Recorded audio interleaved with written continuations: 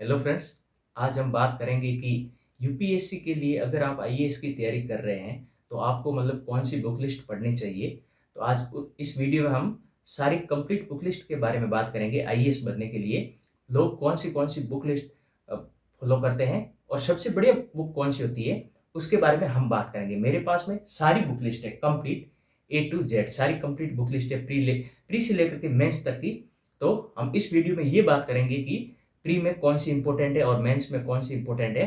तो आप वीडियो को एंड तक जरूर देखिए। और इसमें इस वीडियो में ये भी बात करेंगे कि आपको ट्वेल्थ में कौन सा सब्जेक्ट लेना चाहिए या फिर ग्रेजुएशन में कौन सा सब्जेक्ट लेना चाहिए अगर आपको आईएएस ही बनना है तो। और आईएएस बनने के लिए सबसे कम बुक लिस्ट कौन सी बुक फॉलो करके कम समय में आप आईएएस बन सकते हैं। तो मैं भी यही बुक लिस्ट फॉलो कर रहा हूँ जो आपको बताऊंगा। और मैंने बहुत ही सेलेक्टिव ये बुक लिस्ट तैयार की है। तो ये बहुत ही बढ़िया बुक है, शानदार बुक है, आप भी इसे ही पढ़िए, ये बहुत अच्छी बुक है। तो वीडियो को स्टार्ट करते हैं।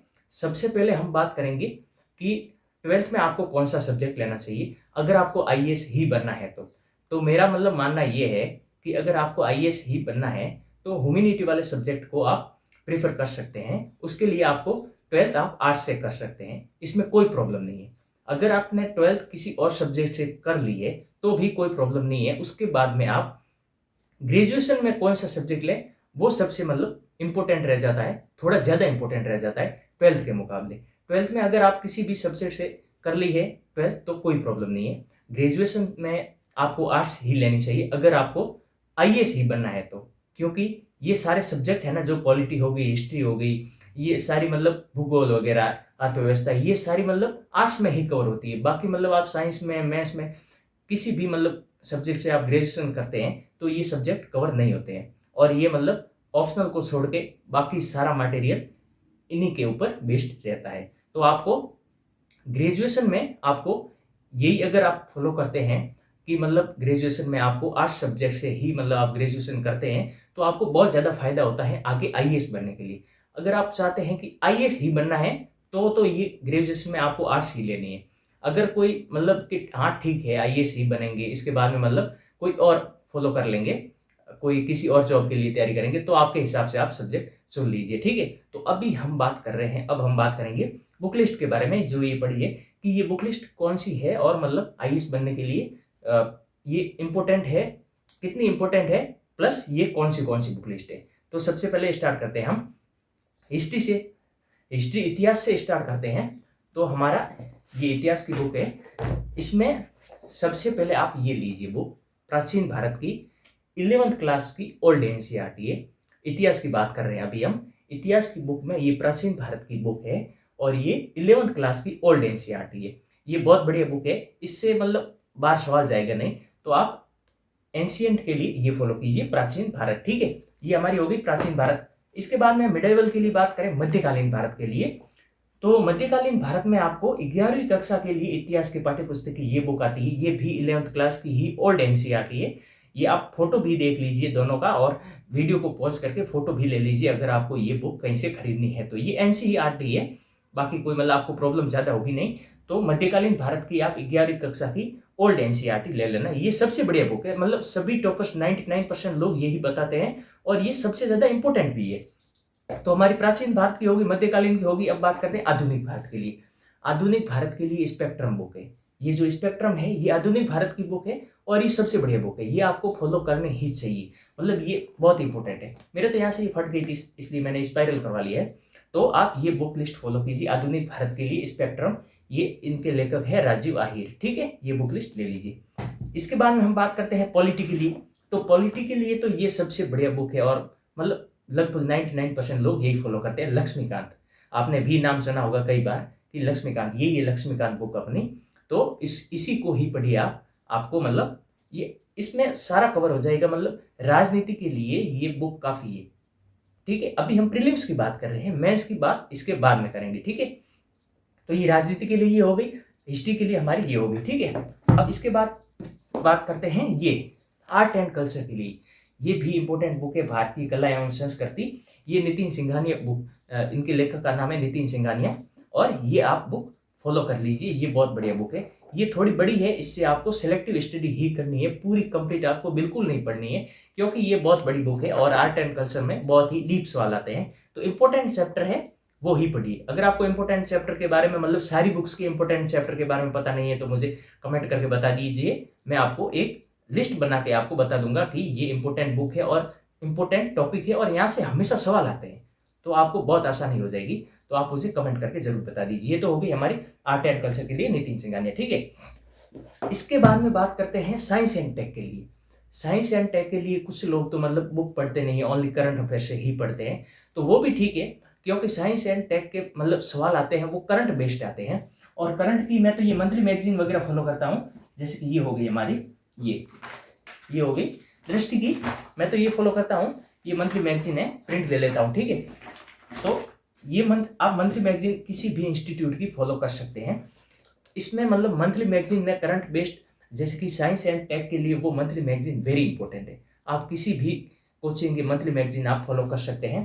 तो अगर आप चाहो तो ये बुक ले सकते हैं, वरना कोई ज़रूरी नहीं है। और ये इतने इंपॉर्टेंट नहीं है जितने कि करंट अफेयर रहते हैं, क्योंकि करंट अफेयर से ही सवाल बनते हैं अपने प्री में साइंस एंड टेक से, ठीक है। ये तो हो गई हमारी।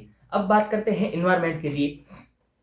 इन्वायरमेंट सब्जेक्ट है, ये बहुत इंपॉर्टेंट है, वेरी इंपॉर्टेंट है।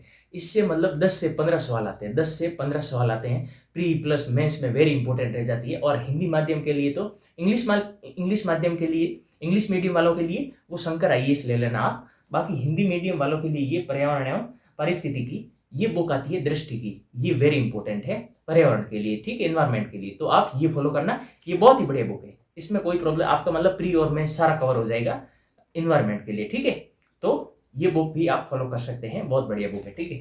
अब बात करेंगे अर्थव्यवस्था की, ठीक है। अर्थव्यवस्था की हमारी ये बुक लिस्ट रह जाती है, ये वाली, ये NCERT है अर्थव्यवस्था की, इकोनॉमिक्स की, ठीक है।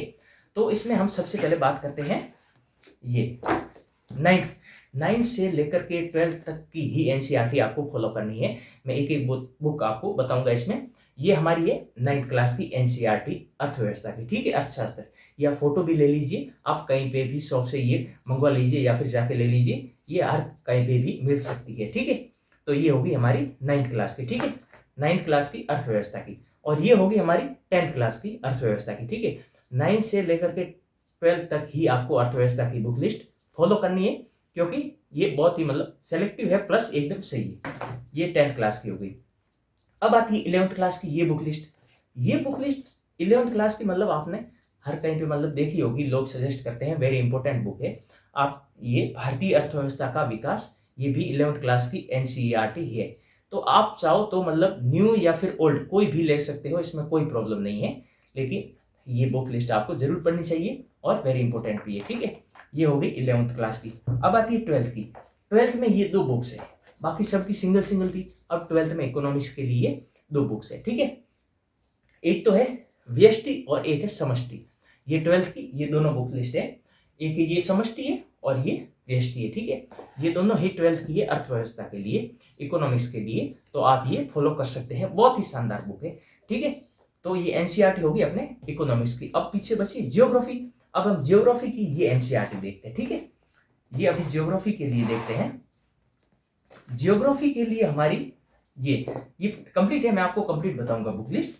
इसमें ये 6ठी की 6 से लेकर के 12 तक की जियोग्राफी की NCERT आपको पढ़ना जरूरी है, क्योंकि कभी कभी कुछ लोग बोलते हैं कि 9 से 12 तक ही पढ़ो। 9 से 12 में आपको एक मिस्टेक ये हो सकती है कि कभी कभी जैसे कि 2020 में, हाँ 21 में बना था एक सवाल, 21 में बना था 7th क्लास की NCERT से डायरेक्ट सवाल बना था।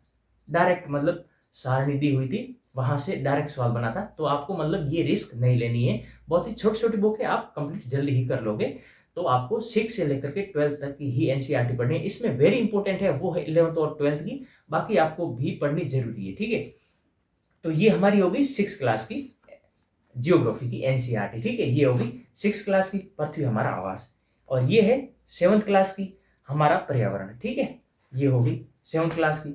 और ये है 8th क्लास की सामाजिक विज्ञान संसाधन एवं विकास। ये सारी NCERT है, तो ये वेरी इंपॉर्टेंट है। ये 9th की हो गई समकालीन भारत फर्स्ट, और ये समकालीन भारत 2, ये 10th की होगी। ये 9th की और ये 10th की, और ये बाकी है 11th और 12th की, ठीक है। तो ये भी आपके लिए वेरी इंपॉर्टेंट है। ये बुक्स तो आपको मतलब एकदम याद होनी ही चाहिए, ठीक है। तो ये हो गई हमारी 11th की, ये भारत भौतिक पर्यावरण, ये होगी 11th की, और ये भौतिक भूगोल के मूल सिद्धांत। ये दो एनसीईआरटी वेरी इंपॉर्टेंट है, तो आपको ये पढ़नी चाहिए। उसके बाद में ये 12th की एक मूल सिद्धांत है और एक भारत, लोग और अर्थव्यवस्था, ठीक है। तो ये 12th की होगी और ये बाकी 11th और बाकी सब की होगी। तो ये हमारे कंप्लीट बुक लिस्ट है प्रीलिम्स की। मैंने जो आपको अभी बताई ये प्रीलिम्स की है, ये मेंस की नहीं है। मेंस में भी ये तो सेम ही रहेगी, लेकिन इसके अलावा एडवांस में भी बुक लिस्ट आपको पढ़नी पड़ेगी। तो सबसे पहले तो आप प्रीलिम्स की पढ़िए। ये मतलब मेंस में सबसे पहले अगर आप तैयारी कर रहे हैं तो प्री प्लस मेंस दोनों की साथ में कीजिए, इसलिए ये तो एक बेसिक्स बुक रह जाती है जो आपको पढ़ने ही है। इसके अलावा कोई ऑप्शन है ही नहीं दूसरा। जैसे कि ये स्पेक्ट्रम वगैरह हो गई, एनसीईआरटी हो गई, लक्ष्मीकांत हो गई, ये मतलब वेरी इंपॉर्टेंट बुक है आपके लिए। तो आपको ये तो पढ़नी जरूरी है। उसके बाद में आप एडवांस में कोई भी बुक ले सकते हैं, वो भी मेंस के लिए। प्रीलिम्स के लिए तो ये काफ़ी है, इससे बाहर प्रीलिम्स से सवाल नहीं जाएगा। अगर जाएगा तो किसी भी बुक से आपको सॉल्व नहीं होगा, वो मतलब हर किसी से सॉल्व भी नहीं होता है। मतलब कुछ सवाल होते हैं बहुत टफ आते हैं यूपीएससी में, बाकी सिंपल सवाल होते हैं वो सारे मतलब इससे कवर हो जाएंगे। प्लस आपको करंट अफेयर पढ़ना जरूरी है, उसके लिए आपको मंथली मैगजीन एक फॉलो करनी जरूरी है। मैं तो ये दृष्टि की करता हूँ, आपको चाहे तो विजन की कर लीजिए, रवि एवं बाजीराव, कोई भी कोचिंग की आप कर लीजिए। तो मैं तो ये बुक लिस्ट फॉलो करता हूँ और ये बहुत ही बढ़िया बुक है। 99% लोग यही बताते हैं और मतलब इससे रिजल्ट भी बढ़िया मिलता है। तो हमारा मतलब आज का वीडियो तो ये यहीं तक है। अगर आपको मतलब ये वीडियो अच्छा लगे तो लाइक और चैनल को सब्सक्राइब जरूर करना। और अगर आप चाहो कि मतलब मेंस के लिए भी मैं आपको कंप्लीट बुक लिस्ट बताऊं, तो मेरे पास में मेंस की भी सारी बुक लिस्ट है। तो मैं आपको एक अलग वीडियो में मेंस के लिए सारी बुक लिस्ट बता दूंगा। तो आज के लिए तो अगर वीडियो अच्छा लगे तो लाइक जरूर करना।